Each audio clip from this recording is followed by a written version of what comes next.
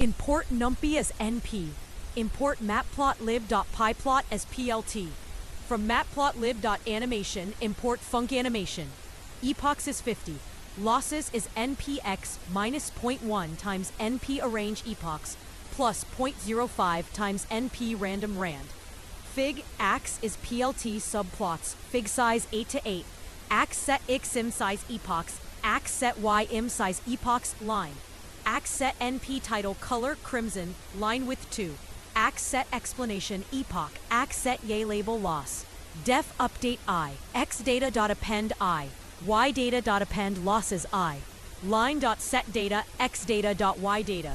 Return line. Annie equals funcanimation fig. Update. Frames epochs. Interval 150. Blit true.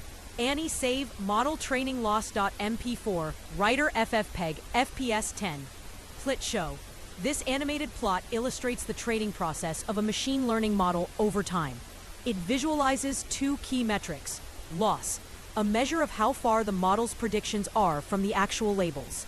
Accuracy, the percentage of correctly predicted samples. As the animation progresses across training epochs, the loss curve, typically decreasing, shows how well the model is learning to minimize error.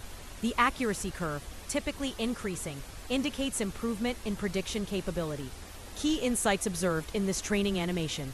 A steep drop in loss early in training indicates fast learning. Accuracy gradually rises and may plateau when the model approaches its learning capacity. Overfitting can be seen if validation loss starts to increase while training loss keeps decreasing. This kind of animation is valuable for understanding how training evolves over time, detecting issues like underfitting or overfitting visually, presenting deep learning model performance in an intuitive way. That's why typical use cases for this visualization. Demonstrating model convergence in presentations, monitoring training behavior during experiments, comparing different models' learning progress.